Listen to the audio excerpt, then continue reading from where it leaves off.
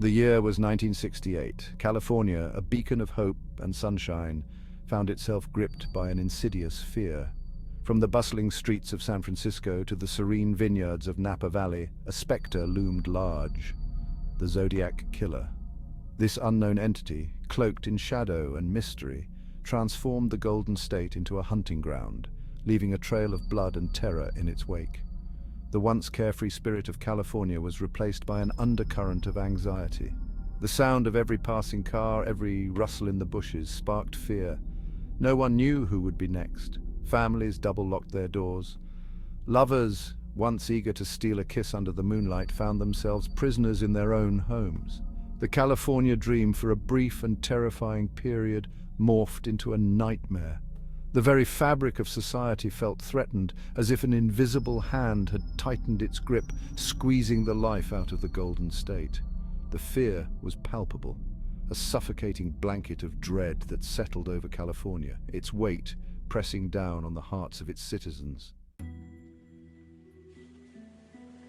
The Zodiac Killer preyed on couples, transforming romantic outings into scenes of unimaginable horror. His modus operandi was chillingly simple yet brutally effective. He would often strike at night, lying in wait in secluded lovers' lanes, his presence masked by the darkness. His victims, young and unsuspecting, became pawns in his twisted game. His first confirmed victims, David Faraday and Lou Jensen, were gunned down on a December night in 1968. Parked on Lake Herman Road, their evening was shattered by the sudden appearance of the Zodiac. The following year, Darlene Ferrin and Mike Macabre suffered a similar fate at the Blue Rock Springs Park. These attacks, marked by their brutality and seeming randomness, sent shockwaves through California. The Zodiac, however, was not content with simply killing. He craved notoriety, infamy. He wanted the world to know his name, to tremble at his deeds. And so began his chilling correspondence with the press. Letters often penned in a strange, almost childish hand began arriving at the offices of the San Francisco Chronicle, the San Francisco Examiner, and the Vallejo Times-Herald. These letters, filled with cryptic messages, bizarre symbols, and chilling threats, were signed with a chilling symbol, a circle with a cross through it, the now infamous Zodiac symbol.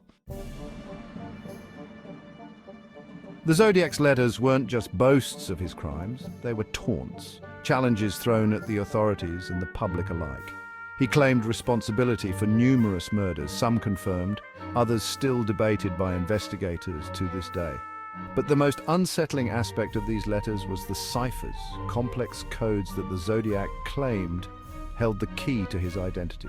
The ciphers became a national obsession. Newspapers printed them, hoping that someone, somewhere, held the key to unlocking the Zodiac's secrets. Amateur sleuths and seasoned cryptographers alike pored over the symbols, desperate to crack the code and bring the killer to justice. One cipher, published in the San Francisco Chronicle, was eventually solved by a schoolteacher and his wife. The message, while chilling in its content, failed to reveal the Zodiac's identity, instead offering a glimpse into the mind of a madman. The Zodiac, it seemed, reveled in the attention. He demanded his letters be printed on the front page of newspapers, threatening more violence if his demands weren't met. He called into live television shows, his voice distorted but his message clear. He was in control and the people of California were living at his mercy.